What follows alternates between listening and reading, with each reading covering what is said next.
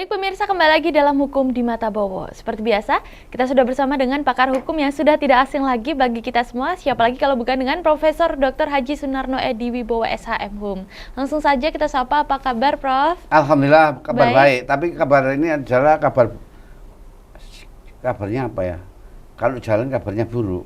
Ketika ada kecelakaan seharusnya baik di sub maupun jasa ini di tol, jasa marga itu harus sebelumnya itu harus memberitahu sehingga jangan sampai kejebak. Nah ini saya kejebak 1 jam nggak main-main loh. Oke, jadi nah ini sebetulnya hanya sebagai kritikan bagi dinas perhubungan lalu lintas maupun jasa marga. Ini penting sekali, jangan sampai hari ini terjadi seperti macetnya luar biasa. Oleh karena itu jangan sampai terulang kembali. Ini hanyalah sebagai satu kritikan yang bagi saya adalah untuk masyarakat harus didengarkan.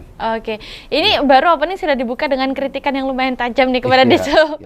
Tapi kita lanjut ya Prof, di studio juga sudah hadir audiens dari teman-teman dari UNESA dan juga UNER yang nanti juga bisa bertanya-tanya langsung kepada Prof Bowo seputar permasalahan hukum, baik yang terkait tentang topik hari ini ataupun tentang yang di luar topik. Baik, bicara yang lagi hangat-hangatnya setelah publik sebelumnya sempat dikejutkan dengan perkara bebasnya Ronald Tanur dalam kasus hukum meninggalnya Dini Sera Afrianti. Kali ini publik kembali dibuat geleng-geleng kepala dengan adanya kasus hukum lain yang muncul akibat rembetan dari kasus bebasnya Ronald Tanur sebelumnya. Setelah 3 majelis hakim Pengadilan Negeri Surabaya yaitu Erin Tuah Damanik, Mangapul, dan Hanindia ditetapkan sebagai tersangka karena diduga menerima suap, Kejaksaan Agung juga menangkap Lisa Rahmat selaku pengacara Ronald Tanur dan Zarof Richard, mantan petinggi Mahkamah Agung yang diduga sebagai maklar kasus tersebut. Terhitung ada sekitar 20 miliar disita Kejagung saat menggeledah rumah hingga apartemen milik 3 hakim pegawai PN Surabaya. Sementara saat menggeledah rumah Zarof Richard, penyidik dikagetkan dengan temuan yang uang total senilai mendekati 1 triliun rupiah. Sebagai pakar hukum, Prof Bowo melihat hal ini seperti apa nih Prof? Ya, ini harus mengapresiasi pada Kejaksaan Agung ya, karena ini kasusnya tertangkap tangan. Oleh karena terminologinya seharusnya memang benar, tertangkap tangan sesuai dengan KUHP sebetulnya pasal 1 ke 19, 16 dan seterusnya. Seharusnya memang ini adalah merupakan satu struktur, yaitu tentang adalah insentif, jadi inisiatif, bukan insentif, inisiatif tentang hubungannya dengan dia mengamati karena ada kejanggalan-kejanggalan putusan. Maka dengan demikian secara terminologinya ya memang adanya satu mana yang menawar, mana yang ditawar. Ini mesti ada ini. Kenapa? Karena berhubungan dengan hukum. Contohnya ada persoalan satu, pengacaranya ketangkap, ya toh, namanya LR. Kemudian ada 3 hakim ketangkap, gak main-main, 20 miliar. Ini 20 miliar ini hanyalah nyawa. Dan nyawa itu dibebaskan. Ini menyangkut nyawa. Bagaimana orang nggak punya ya kelas dini, orang tuanya kayak gitu, tega-teganya seperti itu. Ini sebetulnya terlalu. Nah, kata-kata terlalu ini yang menyangkut ini adalah merupakan setitik nilai rusak sebelanga.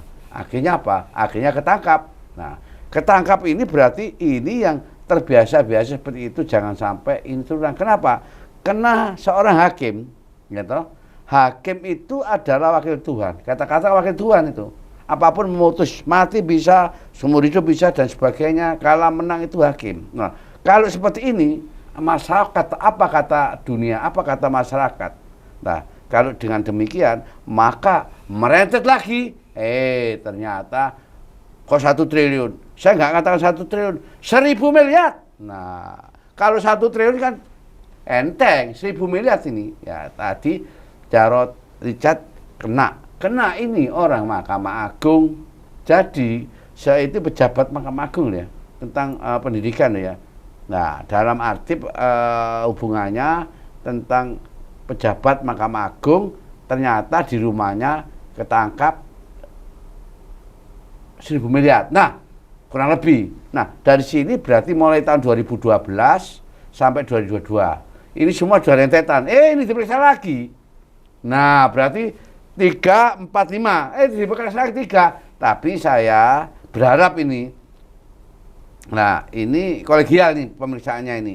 Hanya pada Mahkamah Agung, seharusnya bukan Mahkamah Agung, tapi orang luar menunjuk atau presiden itu menunjuk yang meriksa tentang hakim 3 tersebut. Oke, baik. Tadi ngomong-ngomong Hakim tentang Agung ya. ngomong-ngomong tentang terlalu, tadi Prof Bowo juga sempat singgung akhirnya sampai ada kaitannya dengan mantan petinggi atau pejabat dari Mahkamah Agung yang ternyata setelah digeledah ada 1.000 miliar, hampir 1.000 miliar di rumahnya. Nah, dan ternyata patut diduga juga uang yang dikumpulkan itu mungkin bisa jadi dikumpulkan dari beberapa kasus suap atau gratifikasi yang terjadi selama 10 tahun beliau menjabat sejak 2012 hingga 2022. Artinya, ada kemungkinan juga bahwa tidak hanya satu kasus Ronald Tanur ini saja yang seperti itu. Bisa jadi ada kasus-kasus lain juga yang kasusnya sama seperti Ronald Tanur tapi belum sempat terungkap. Kalau Prof Bowo melihatnya seperti apa? Mengingat Mahkamah Agung ini kan juga pengadilan tertinggi di negara ini. Ya, saya ini berharap jangan ada nyanyian sunyi. Nah, harus nyanyian rock. Nah, kalau nyanyian rock ini merembetnya kemana-mana, ya toh? Nah, tapi Prof Bowo yakin pasti akan merembet kemana-mana? Yakin, itu adalah salah satu yang berhubungan bagaimana tentang penyidikan Jaksa Agung menyidik tentang itu tahu saya. Karena pernah dampingi Harvey Muiz. Jadi tahu caranya, ya teknisnya itu tahu.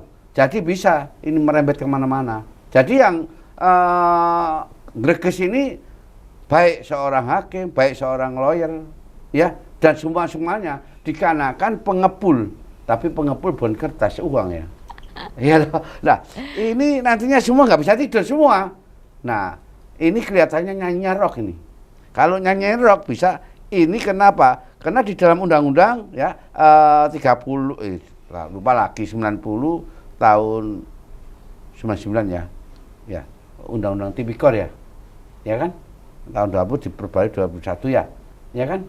Nah, jadi Undang-Undang 31 99 2021 itu adalah tidak ada daluarsa. Nah, 2012 sampai tahun 2022 ketika nanti ada namanya catatan. Nah, bukan catatan utang, catatan perkara ini perkara nomor berapa ini siapa nantinya? Nah, itu akan ketahui. Oke. Di database-nya tahu. Oh, nggak taunya A, B tadi terminologinya seperti itu ya. Ono sing nawar, ono sing nyuruh, ada yang ngepul dan sebagainya, itu adalah merupakan bagian ini bisa terjerat semua. Jangan sampai nantinya akan terjerat semua. Jadi semua nantinya bisa-bisa tahanan bisa penuh. Oke, ini menarik ya tadi Prof Bowo sudah sempat singgung bahwasanya kasus ini bisa jadi kedepannya akan membuka banyak kasus-kasus lain yang bisa jadi sama seperti Ronald Tanur. Nah, kita akan bahas selengkapnya setelah yang satu ini. Pemirsa jangan kemana-mana, tetap bersama kami di Hukum di Mata Bowo.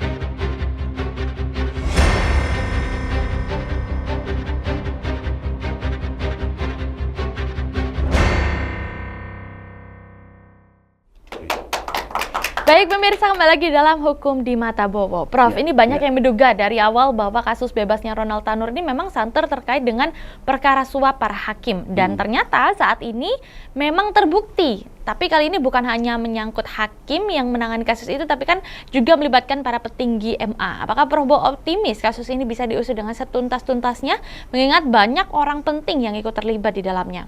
Ya, saya berharap ini semua harus dituntaskan, dikarenakan sudah ada pongkolnya sudah kena, ya toh. Ini pejabat di Mahkamah Agung. Nah, jadi semua itu moralnya ke Mahkamah Agung. Karena meskipun di PN menang, di PT menang, di Mahkamah Agung kalah, ya sama saja kalah. Di PN kalah, di PT kalah, Di Mahkamah Agung menangnya Mahkamah Agung. Finalnya di final Mahkamah di sana. Agung. Makanya kalau final di sana, jadi orang-orang tertipu semua, masyarakat tertipu semua. Kenapa? Kalahnya kena. Nah, kalau finalnya sendiri memang tidak bisa memutuskan dengan seadil-adilnya, lalu siapa yang bisa dipercaya, Prof, oleh masyarakat? Nah, ini sudah nggak ada kepercayaan. Masyarakat sudah nggak percaya lagi pada persoalan hukum. Apa yang dipercaya?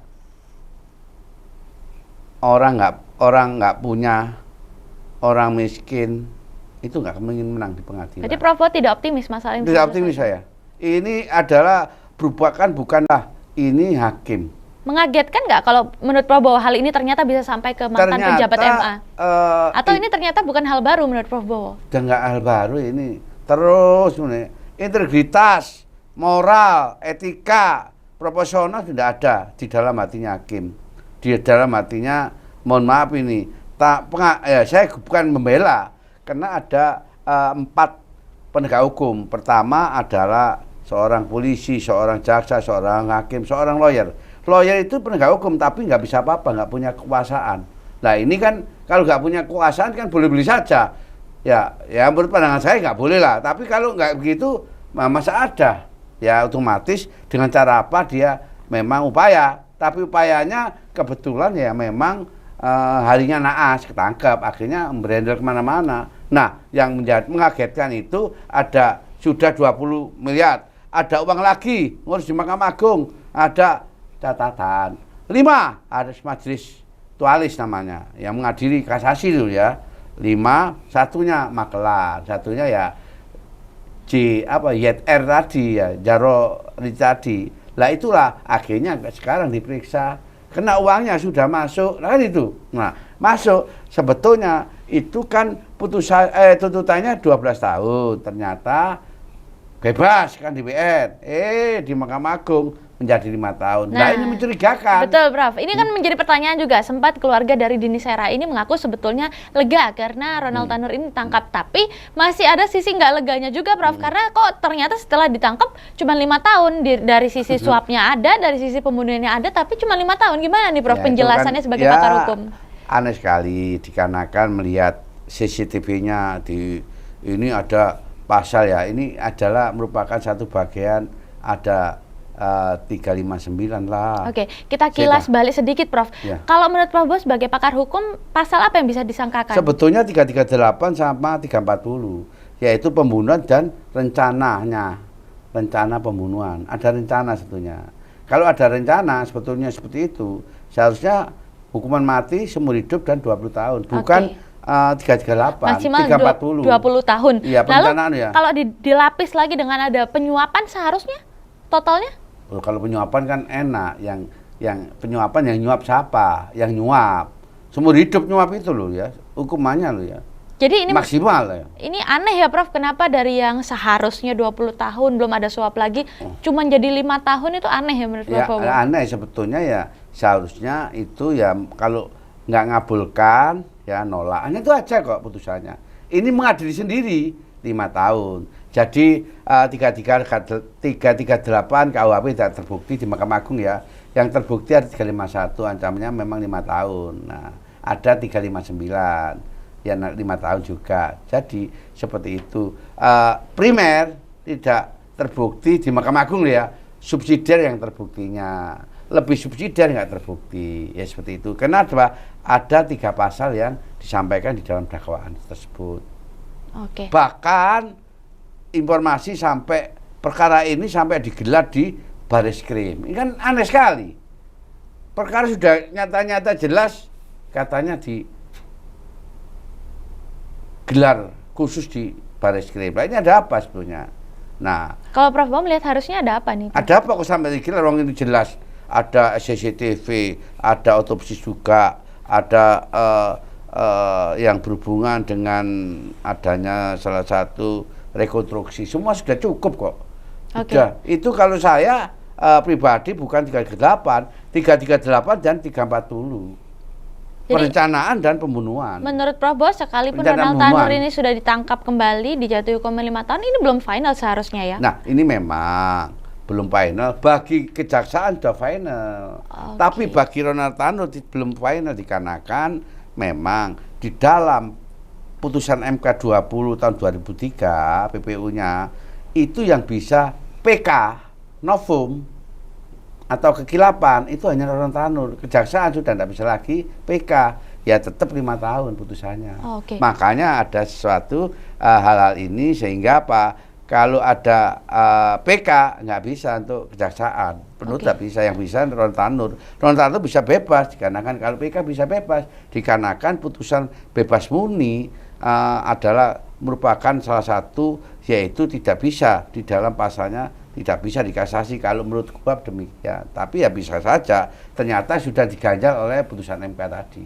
Nah, Prof, ini kalau misalnya dari keluarga Dini Sera sendiri tidak terima karena ternyata hukumannya dianggap terlalu ringan, cuma 5 tahun, langkah apa yang bisa dilakukan, Prof? Nggak bisa. Sudah nggak bisa mentok ya, Prof? Mentok 5 tahun. Yang bisa justru Rorontanur yang bisa PK. Ini bukan saya, putusan MK. Jadi sekalipun melakukan pengajuan lagi udah nggak bisa, mentok 5 tahun. Bahkan Rorontanurnya bisa PK, bisa ada kemungkinan bebas lagi menurut Prof? Bisa. Ini seperti itu. PK itu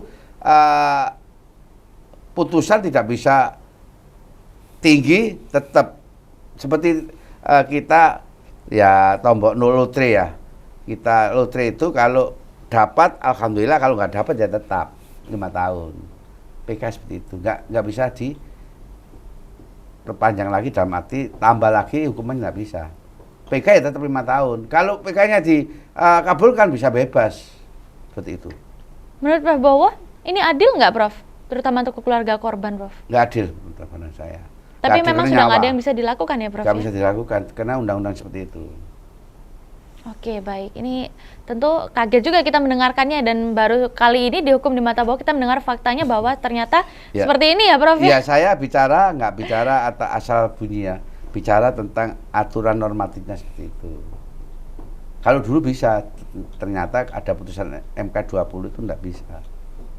Tapi kalau prediksi dini Prof Bowo sendiri seperti apa? Prediksi dini ya jelas, ini pembunuhan maupun sudah ada perencanaan pembunuhan. Kalau ada perencanaan pembunuhan itu sebetulnya hukumannya 20 tahun minimal, seumur hidup mati. Tapi bukan 0 sampai 15 tahun, 338 KUHP itu. Baik, nah itu kan tadi untuk pembunuhannya. Sekarang kita bicara tentang kasus suapnya sendiri, apakah bisa dijerat dan bisa berapa lama, Prof? Bisa itu, apalagi seorang hakim. Seorang hakim kan menjadi Tuhan, justru sebetulnya, nah ada 2 sebetulnya. Seorang hakim lebih tinggi, ditambah 1/3 dari yang umum. Sebetulnya gini, ya itu ada 2 sebetulnya. Ada KKN, ada NKK. Kalau NKK ini yang berat, menurut konco-konco, nanti yang mutus ya hakim sendiri. Enggak ya kan? Bukan koalisi korupsi dan sebagainya, bukan. Kalau yang mutus nanti ya hakim maupun hakim agung maupun hakim tingkat pertama adalah hakim sendiri, teman sendiri. Jadi Prof Bowo juga nggak optimis nih untuk ketiga hakim ini akan dijatuhi yang seberat-beratnya. Pesimis. Kalau untuk yang Rorontanur sendiri, Prof, juga kan melakukan suap. Ada nggak pasal yang bisa disangkakan dan bisa kena maksimal berapa tahun, Prof? Yang nyuap siapa ya kan? Yang nyuap kan adalah lawyernya sama hakimnya. Lawyernya berasal dari Rorontanur. Rorontanur, tapi itu kan bisa saja. Kalau dia bicara masalah jasa, lawyer bisa saja. Pengacara bisa kemana sama kan bebasnya gitu. Wes tak gaji, bukan gaji. Namanya Undang-Undang 18 2003 yaitu pasal 1 jasa. Kalau sudah bicara jasa, tidak bisa lagi kecuali perintah. Nah, itu terserah, kalau itu sekian bisa membebaskan, nah bebas ya. Nah, seperti ini itu menarik kan, selain kena dengan mantan pejabat MA, ada kena juga dengan 3 hakim, sekarang kena juga dengan lawyer. Prof Bowo melihat ini lawyer melakukan suap kepada hakim demi membebaskan kliennya sebagai pakar hukum, seperti apa nih, Prof? Ya, sebetulnya dalam ini sebetulnya etika tidak diperbolehkan seperti itu. Dia harus proporsional. Ternyata memang banyak ya, khususnya masalah klien itu ya apa kepin bebas, kepin ini, kepin menang. Nah, di pengadilan itu tidak ada satu keadilan. Bagaimana caranya menang? Nah, itu yang menjadi satu persoalan sekarang itu. Oke, baik. Pemirsa, ini menarik sekali bahasan Prof Bowo mengatakan bahwa di keadilan tidak ada yang namanya keadilan. Yang ada adalah bagaimana caranya menang. Dan ini akan lebih menarik lagi di segmen 3. Jadi pemirsa jangan kemana-mana, tetap bersama kami di Hukum di Mata Bowo.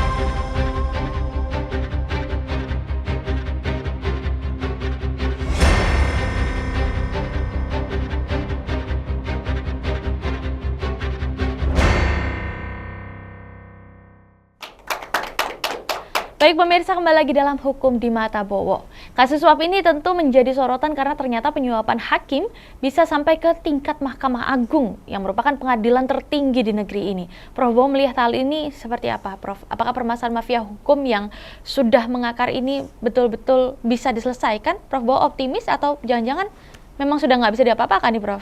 Saya pesimis, hanya terbatasnya waktu aja. Dikarenakan bukan mafia lagi, Malvia. Nama Malvia itu di atasnya mafia. Jadi mafia hukum. Nah, bukan mafia hukum ini. Nah, inilah yang menjadi persoalan karena tingkatnya Mahkamah Agung. Nah, ini belum tersendus ini. Nah, nantinya tergantung pembuktian bagaimana. Apakah itu uang sendiri, apa uang titipan, apa uang warisan, apa uang ya gratifikasi kan itu, sogokan. Ya kan? Nah, kalau uang sogokan berarti berapa? Mulai dari 2012 sampai 2022 itu siapa saja yang nyogok? Nah, yang nyogok, oh ternyata A, B, C, D, E, F, G, H, I, K. Kasus-kasus lain juga akan ikut terungkap. Terungkap semua. Karena sudah ada dua bukti. Ada saksi yaitu ya Jaro Richard tadi, yaitu ngomong ya memang dari sini, tak uangnya ada di situ, kan uangnya disita. Nah, dua alat bukti, berarti apa? Sudah cukup alasan bagi KUHP. Prof, tapi kan ini terkait dengan mafia maklar kasus hukum, tentu tidak hanya melibatkan satu dua orang, mungkin saja melibatkan banyak orang di dalam situ, Prof. Nah, ini permasalahannya kalau yang terlibat banyak, mungkin akan bisa jadi patut diduga beramai-ramai untuk saling menutupi. Prof, Bowo gimana melihatnya? Nah, itu beramai-ramai saling menutupi, tapi tergantung klien dari penyidik sendiri. Ini nuntaskan masalah, apa hanyalah terbatas, ya mungkin kan, nggak nalar. Di dalam, saya katakan loh ya, bukan 1 triliun, tapi 1.000 miliar. Lebih enak gitu ya. Kalau 1 triliun kok apa ya, kelihatannya ringan itu ya. Kalau 1.000 miliar kan besar gaungnya ya. Nah, kalau 1.000 miliar apakah hanyalah uangnya dia? Miliar tuh ya. Apakah hanya satu kasus? Kan nggak mungkin kan? Berarti ini tergantung nanti kinerja penyidik seperti apa. Nah, ini masyarakat kan akhirnya bingung juga nanti kira-kira bisa dipercaya nggak? Jangan-jangan begini lagi. Bagaimana independensi penyidik? Jangan-jangan nanti nutup, diem, kalau orang bego. Ada nggak, Prof, langkah preventifnya yang bisa dilakukan supaya nanti penyidik juga bisa melakukan tugasnya dengan jujur? Karena di dalam penyidikan gratifikasi itu kan panjang. Jadi bagaimana ada sel tikus lah, karena ada sel tikus, ya toh, di sel tikus sampai kira-kira 1 bulan dia nggak tahan. Nah, kalau nggak mau di sel tikus, nah sekarang saudara itu mau nggak dibantu? Kalau mau nggak sampai hukum gantung atau hukum mati? Nah, daripada begitu, saudara ngaku saja siapa sih sebetulnya orang yang nyuap-nyuap itu, kan gitu. Masa diajari, ya toh? Oke, Prof, sementara itu kan beberapa waktu yang lalu terdapat aksi cuti massal hakim yang menuntut ditingkatkannya kesejahteraan hakim. Namun di sisi lain kita mendengar kasus suap hakim yang begitu marak. Menurut Prof Bowo, apakah kenaikan gaji dan tunjangan ini masih worth it untuk diperjuangkan jika dikaitkan dengan masalah suap hakim dan maklar kasus yang sudah mengakar ini? Ya itulah saya terkejutnya. Bukan lagi terkejut, kayak petir selamat duar itu. Kenapa? Kok ada ya di Mahkamah Agung segitu banyak. Nah, kalau gitu apakah Hakim Agung ini cuma seperti itu? Kalau lihat nilainya lo ya, kecuali nilainya nggak segitu loh. Di tengah-tengah ekonomi masyarakat yang sedang lesu, ternyata sebetulnya ada ironis oknum pejabat yang memegang uang, menimbun uang 1.000 miliar sebanyak itu, entah dari mana, bisa jadi dari suap dan gratifikasi. Bagaimana nih, Prof? Nah, nanti ya uangnya 1 miliar ini dirampas untuk kepentingan bangun IKN kan nggak masalah loh. Uangnya kan dirampas negara. Uang ini akan dirampas negara. Nggak mungkin akan dikembalikan. Bagaimana bisa dikembalikan? Uang ini hasil dari kejahatan kok. Ya kan? Nah, cuman kejahatannya ini berapa penyuapannya ini? Berapa orang yang minta bantuan? Kasus apa saja juga yang terlibat dalamnya? Ada kasus perdata lah, pidana lah, niaga lah, pokoknya banyak kasus itu. Artinya dengan adanya kasus Ronald Tanur ini akan merembet kemana-mana ya, Prof? Contohnya demikian. Nah, ada di pengadilan, sistem pengadilan di Indonesia itu ada dari Hakim Agung, ada pengadilan tinggi militer, pengadilan apa ya, militer ya, pengadilan tinggi PN, pengadilan tinggi umum, pengadilan tinggi PT UN, ya toh, ya kemudian ada pengadilan tinggi agama dan sebagainya. Ini saya tidak tahu ya, itu semua. Ini terus ada pengadilan di bawah-bawahnya. Lah ini satu Indonesia ini, gak main-main. Mahkamah Agung itu ada luas satu Indonesia, gak hanya tingkat Surabaya, tapi seluruh Indonesia. Nah, kalau seluruh Indonesia berapa? Berarti ini gak main-main. Bisa saja nantinya melibatkan menteri, melibatkan DPR, melibatkan orang pejabat, melibatkan lawyer, melibatkan hakim, semua bisa. Intinya nanti bisa terlibat banyak orang dari berbagai institusi ya. Bisa. Oke. Prof, ini kita kasih kesempatan ya Prof dengan teman-temannya di studio mau bertanya-tanya langsung, silakan, waktu dan tempat kami sediakan. Baik, terima kasih atas kesempatannya. Saya Salsabila Diapati Imran dari Unair. Melihat dari kasus ini sepertinya termasuk penyalahgunaan kekuasaan ya Prof. Ya. Jadi orang-orang berpikir kalau keadilan ini bisa dibeli dan kepercayaan masyarakat pada penegak hukum pun akan hilang. Jadi saya mau bertanya Prof, apakah hakim yang disuap tersebut akan menerima pencabutan lisensi? Dan juga dalam konteks keadilan sosial, bagaimana tindakan hukum terhadap kasus-kasus yang melibatkan kalangan elit yang terlibat dalam kriminalitas? Terima kasih. Nah, ini seharusnya. Ini sepertinya mewakili pertanyaan banyak pihak juga Prof. Oh iya. Gimana nih Prof, apakah memang bisa dicabut lisensinya sebagai hakim atau Mahkamah Agung? Akan dicabut lisensinya dari Hakim Agung. Kenapa? Karena dia melakukan tentang kejahatan, bukan lisensinya saja. Bisa dicabut itu. Dan itu pun tidak dapat pensiun. Artinya diberhentikan secara tidak hormat ya Prof? Ya. Meskipun dia Hakim Agung, apalagi di tingkat PN. Semua hakim tingkat PN juga sama. Tidak diberikan dengan tidak hormat semua itu. Oke, baik. Selanjutnya, pertanyaan selanjutnya kita kasih waktu, silakan. Baik, terima kasih. Perkenalkan, nama saya Nur Fitriana dari UNESA. Izin bertanya, apa yang perlu dilakukan untuk memperbaiki sistem peradilan agar kasus serupa tidak terulang kembali? Terima kasih. Ya, seharusnya ini sebetulnya sudah ada pembinaan. Di dalam Permen nomor 7 dan 8 sudah ada pembinaan pengawasan, sudah ada sebetulnya. Tapi nggak digabrus itu. Ada pembinaan. Ini kalau saya bicara pembinaan ternyata sudah ada. Apakah lebih signifikan tentang pembinaannya ini? Apakah seperti itu? Peraturan Mahkamah Agung sudah ada pembinaan. Baik ada pengawasan, baik ada pembinaan. Ya toh? Ini sudah ada sebetulnya. Tapi ternyata perlu dipertanyakan. Perma yang saya sampaikan tadi. Ternyata hasilnya ya pejabat dari Mahkamah Agung. Lalu apa yang bisa diubah Prof supaya ke depan tidak terjadi hal seperti ini lagi? Ya kembali ditata tentang moralitasnya, etikanya, ya toh, integritasnya, profesionalnya. Berarti apa yang disampaikan perlu digodok ini sebenarnya. Hakim-hakim perlu digodok di sana, Magelang sana.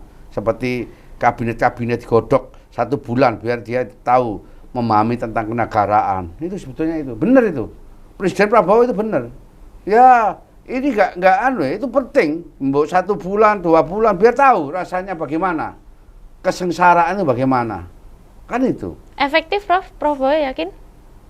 Saya kira efektif. Kalau enggak, kalau begitu lagi ada pembinaan lagi. Kalau bisa 1 tahun sekali lagi ada pembinaan. Bagaimana militerisasi? Itu penting. Pernah ada menteri di sana? Enggak ada. Nanti ditunjukkan di IKN, bagaimana IKN ya toh rasanya. Jangan di tempat-tempat dingin-dingin aja. Ya rasanya bagaimana kalau seperti itu. Sakit itu sebetulnya. Itu capek semua, udah usianya itu loh. Udah lansia semua, sudah. Itu bagus tuh. Saya senang itu. Kalau bisa ditambah lagi, 6 bulan lagi, tambah lagi. Biar apa? Biar dia itu benar-benar patriotisme itu terbentuk. Oke. NKRI-nya terbentuk. Itu maksudnya apa ya? Bagus. Itu kan untuk preventifnya. Kalau setelahnya Prof, untuk tindakan yang membuat efek jera Prof, seperti apa? Nah, kalau terjadi seperti efek jera seperti itu, ketika dia itu hakim tidak boleh, harus steril, tidak boleh berhubungan dengan pihak luar. Hakim harus memang dikondisikan tempat ketika dari Hakim Agung lah. Ini sementara Hakim Agung ini tidak boleh. Dia bertempat tinggal di luar tidak boleh. Harus komplek supaya tahu CCTV-nya semua. Wah, kalau bisa pakai satelit supaya tidak ada penghubung itu. Kenapa? Karena di Mahkamah Agung itu sudah punya kekuatan hukum tetap. Inkrah. Percuma di PN menang, di PT menang, tapi di Mahkamah Agung kalah. Itu sentralnya di situ sebetulnya. Menurut pandangan saya yang efektif seperti itu. Oke. Baik, kita lanjut ke pertanyaan terakhir. Boleh kita kasih waktu ya, Prof? Silakan, waktu dan tempat kami persilakan. Oke, baik. Terima kasih banyak atas kesempatan dan waktunya. Saya Najwa Irunisa dari Universitas Airlangga. Jadi, Prof, tadi kan yang penerima suap itu kan bisa dicabut lisensinya. Tapi bagaimana dengan yang pemberi suap dalam lingkup hukum itu? Apakah ada tindakan yang diterapkan lebih lanjut atau tidak? Oh iya, pemberi suap kena. Ya, Undang-Undang 31/19 di beberapa 2021 ada pasal 12, 18 dan seterusnya itu ada, kena. Oke. Kena itu, gak main-main. Jadi dalam hal ini semua kena, baik yang Kena. memberi suap, yang menerima Menyuap, suap, yang merintahkan, ya toh, yang melantarkan, semua kena semua. Oke. Kena semua ini, gak main-main. Ini semua pada nggak bisa tidur. Nerges. Oke, terakhir mungkin Kalau Prof. bisa ada yang kepikiran stroke. Ya karena belum ada nyanyian rock, ya toh. Kalau nyanyian sunyi, sunyi. Oh, enak dia tentang senyum-senyum, tebar senyum. Kalau nanti sampai ya Jaro Richard ini menyanyi, aduh, gak main-main, soalnya itu ada catatannya, nomor perkaranya ini yang dibungkus dulu. Dibungkus bukan kertas, ternyata uang. Ada uang dolar, ada uang dolar Singapura, ada. Tapi ianya enggak ada, ianya soalnya Jepang enggak ada. Soalnya pada tinggi semua. Rupiahnya segitu. Ada emasnya. Loh, segitu. Saya heran. Oh, ternyata ini Oke, Prof, sebagai penutup mungkin apa yang ingin disampaikan kepada masyarakat dan juga kepada para hakim di luar sana? Ya, oleh karena itu ini adalah satu pembelajaran bagi hakim-hakim semua, bagi penegak hukum. Sekarang juga ini saya sayangkan, jangan sampai nanti ketika ini Jaksa Agung bukan sebagai kayak KPK ya. Jaksa Agung bisa menangkap seorang hakim seperti itu. Ini baru pertama kali saya menjadi seorang pengacara 30 tahun. Ini yang luar biasa. Perlu diacung-acung. Ini bukan hanya pada saat ini aja, bukan hanyalah gebrakan ini aja. Kalau seterusnya, sehingga apa? Sehingga nanti persoalan hukum jadi adil, jadi tidak ada ABCD, tidak ada orang menang-menangan, tidak ada, ya kita harus mencari satu keadilan. Equal before the law, jadi seperti itu. Nah itu saya sampaikan seperti apa yang saya sampaikan tadi ya. Jadi hukum itu sama di depan, karena ini konstitusi ya, pasal 28. Tidak ada menang-menangan seperti itu. Ya, kalah menang adalah hal biasa. Sehingga dengan demikian semua menjadi profesional semua. Nah, kalau itu digerakkan, ini ya mohon maaf. Nah, jangan sampai nanti terjadi teori balas dendam. Kalau di kabinet teori balas budi, tapi ini teori balas dendam itu nantinya jangan-jangan antara jaksa sama hakim tidak seperti yang lalu-lalu, bisa antara saudara tua dan saudara muda, tapi semua sama. Demikian, terima kasih. Dan masyarakat bisa untuk menilai dan bisa kalau ada apa langsung laporkan saja, tidak apa-apa. Karena itu sekarang itu adalah semua, apalagi mahasiswa, sudah itu merupakan bagian dari tujuan, bagian dari masyarakat bisa nantinya secara keadilan ya supaya nantinya kalau sudah keadilan nanti gak ada korupsi, maka masyarakat rakyat akan sejahtera hidupnya. Kenapa? Karena begitu, ini hanya satu, belum nanti yang lain titip lain ya.